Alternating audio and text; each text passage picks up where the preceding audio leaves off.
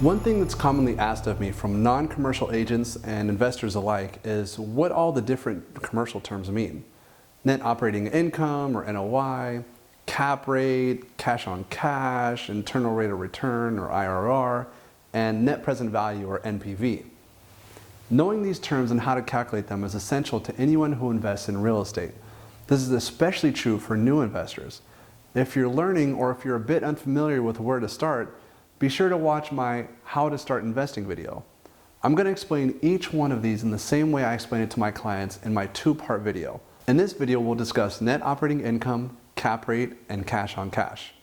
In my Investing Terms Part 2 video, we'll tie in the internal rate of return and net present value. To start off, let's take a look at a make-believe commercial property investment. Here we have a property listed at about $2 million. To keep numbers simple, let's say that after all expenses, but not including the mortgage, principal, and interest, it nets $150,000 a year. Now, this $150,000 a year is called the net operating income, or NOI for short. It's what you make after accounting for all taxes and insurance, vacancy, credit losses, repairs, management, if there is any, utilities, and other miscellaneous costs. Again, this is not including the mortgage principal and interest. Also note that unlike a regular home loan, taxes and insurance are deducted before you get your NOI, not after. So here again, we have our $150,000 a year income on a $2 million property. Remember, this yearly income is called net operating income. We simply plug it into a formula that I always remember as IRV. Income over rate equals value. Income is the NOI we just discussed, which in this case is $150,000 a year. Rate is the cap rate, and value is the price of the property. Now, this formula can go multiple ways, just like simple math. If we plug in our income and our value, but we don't know our rate, we simply solve it by dividing by value. If you have a little trouble with math formula, don't stress yourself. I've got the 3 different ways to calculate this formula just in case you need assistance. Again, going back to our example, we know our income, we know we need to divide it by our value, and then solve for our cap rate. So let's do so. $150,000 divided by 2 million is 0.075 or 7.5%, which is our cap rate. Now, a lot of people get so stuck on the cap rate, they forget that it's not the best way to analyze a property's potential. When you think of a cap rate, think of a photograph or a snapshot. A cap rate is simply a quick, simple snapshot of a property for just 1 year as it stands without any financing. I also like to compare things to a bank account, since practically everyone has one and knows how it works. Most people know that savings accounts nowadays only pay what? 0.5 to 1.25%.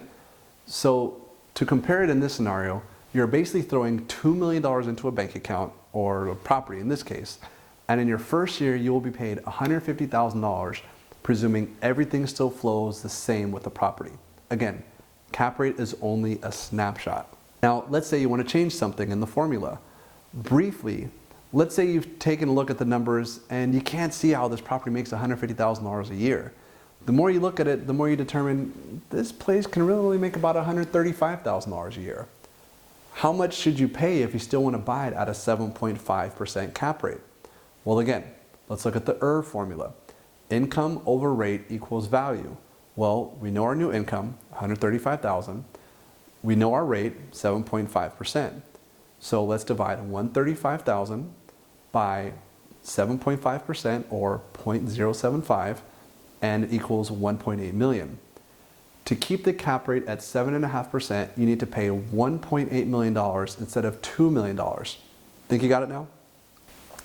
Since I've explained what NOI is and how to find the cap rate, let's figure out how we can determine cash on cash. Pretend you don't have the full $2 million to buy the property cash, or presume you want to use leverage as I discussed in my leverage and how to use it properly video, and instead plan on putting down 35% and getting a loan for the rest. Well, a cap rate is really no longer going to give you an accurate depiction of how much money you're making now, is it? Remember, you're not putting $2 million in the bank anymore. You're talking about only putting $700,000 into the bank, and obviously you're not going to make $150,000 a year because now you have a loan to pay for. First, the loan is going to be a 65% loan to value amount, meaning that you put down 35% and they give you the remaining 65%. The interest rate is going to be 5.5% amortized over 30 years. For the sake of making things easy, let's pretend there's no loan points involved. This will give us an annual debt service of $88,575. Annual debt service is really just a fancy way of saying mortgage principal and interest over a year.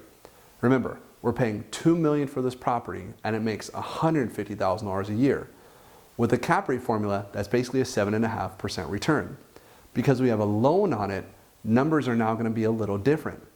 We now have $700,000 invested as our down payment, and that $150,000 a year income is now down to $61,425 after paying all the debt service.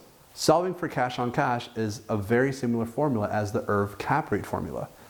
You take the income per year, which is now adjusted to $61,425, and divide that by the total initial investment of $700,000, which equals 0.08775, or a little over 8.75%. As you can see, you actually make a higher return in this case by using leverage. The cap rate snapshot doesn't show the true value of what the property makes using leverage or basically having a loan on the property. If financing is even more favorable, be it a lower rate or the bank lending you 70 or 75%, then your cash on cash will actually go even higher. For example, in the same scenario, if you place only 30% down instead of 35% and get a 70% loan to value, that 8.775% jumps all the way up to 9.1. Going back to the bank example, imagine you throw $700,000 into the bank and they pay you $61,425 a year. You will be making 8.775% on your money, a significantly higher return than the 7.5% we were making looking at this through a snapshot lens of a cap rate formula. We're going to use the same example in my investing terms part 2 video, so be sure to watch that one next time you have a few minutes. In the meantime, be sure next time you analyze a property, you take into account what kind of return it can make with and without leverage. Sometimes it can make all the difference. Sometimes it might convince you that it's just better off to pay cash for the property you're looking at. Regardless of which it is, feel confident knowing you can calculate the difference between both scenarios and use the NOI and make an informed decision. Now that's good to know.